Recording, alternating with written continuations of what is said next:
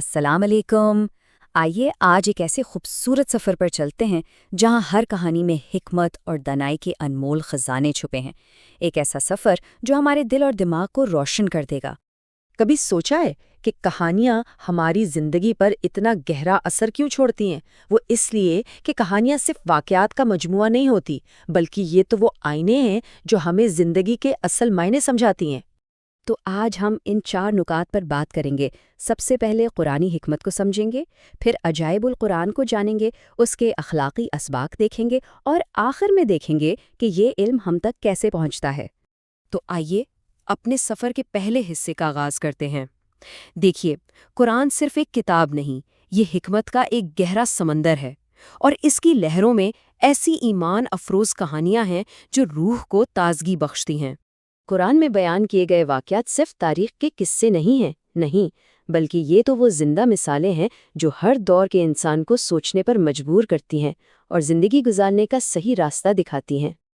اچھا، اب سوال یہ ہے کہ حکمت کے اس سمندر سے موتی کیسے چنے جائیں؟ تو چلیں اس ذریعے سے ملتے ہیں جو ان قیمتی کہانیوں کو ہمارے لیے انتہائی دلچسپ انداز میں سامنے لاتا ہے۔ جی ہاں، اس کا نام ہے عجائب القرآن ما غرائب القرآن۔ یہ صرف ایک کتاب یا ایپ نہیں، بلکہ قرآن کے ان حیران کر دینے والے اور سبق آموز واقعات کا ایک ایسا خوبصورت گلدستہ ہے جو دل و دماغ کو منور کر دیتا ہے۔ اور اس شاہکار کی عظمت کا اندازہ اس کے مصنف سے ہوتا ہے، شہنشاہ قلم علامہ عبد المصطفیٰ اعظمی امجدی۔ ان کے علم کی گہرائی اور لکھنے کے انداز نے اس کتاب کو واقعی لازوال بنا دیا ہے۔ خود مصنف کے یہ الفاظ اس کتاب کی روح کو بیان کر رہے ہیں، یعنی مقصد صرف واقعہ سنانا نہیں، بلکہ اس میں چھپے سبق اور حکمت کو ہر انسان تک پہنچانا ہے۔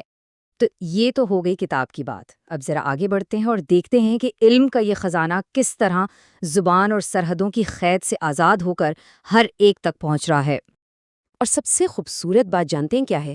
وہ یہ کہ حکمت کی یہ روشنی صرف ایک زبان تک محدود نہیں ہے۔ اردو ہو، ہندی، انگریزی یا سندھی، یہ علم ہر زبان بولنے والے کے لیے دستیاب ہے، جو اسے واقعی ایک عالمی وراثت بناتا ہے۔ اچھا، یہ ایک بہت اہم نکتہ ہے۔ یہ ایپ صرف معلومات نہیں دیتی، بلکہ حکمت سکھاتی ہے۔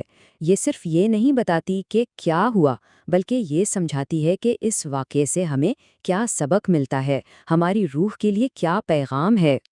تو پھر اس سے کون کون فائدہ اٹھا سکتا ہے؟ سچ پوچھے تو ہر کوئی، چاہے وہ اسٹوڈنٹ ہو، ٹیچر ہو، کوئی ریسرچر ہو، یا کوئی بھی ایسا شخص جو سچائی کی تلاش میں ہے، یہ سب کے لیے رہنمائی کا ایک بہترین ذریعہ ہے۔ چلیں اب ذرا دیکھتے ہیں کہ ٹیکنالوجی نے کس طرح اس گہرے علم کو ہماری انگلیوں پر لا کر رکھ دیا ہے، اور اس ایپ کو استعمال کرنا کتنا آسان اور دلچسپ ہے۔ یہ دیکھیں کتنا آسان ہے۔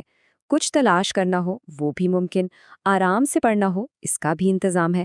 جہاں پڑھنا چھوڑیں وہیں سے دوبارہ شروع کریں، اور اگر کوئی بات دل کو چھو جائے تو اسے دوسروں تک بھی پہنچائیں۔ سب کچھ بہت آسان ہے۔ اس ایپ کو بہت خوبصورتی سے ڈیزائن کیا گیا ہے، سادہ، پرکشش، اور سب سے اہم بات، اسے استعمال کرتے وقت دھیان ادھر ادھر نہیں بھٹکتا۔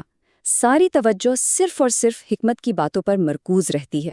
تو اصل بات یہ ہے کہ اس ایپ نے ایک بہت ہی گہری اور علمی کتاب کو ہر ایک کے لیے دریافت کا ایک ذاتی سفر بنا دیا ہے۔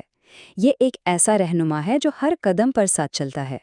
تو یہ سب جاننے کے بعد اب یہ سوچنے کی دعوت ہے کہ حکمت اور دانائی کے اس روشن سفر پر ہمارا اگلا قدم کیا ہوگا، کیونکہ علم کا ہر بڑا سفر ایک چھوٹے سے قدم سے ہی شروع ہوتا ہے۔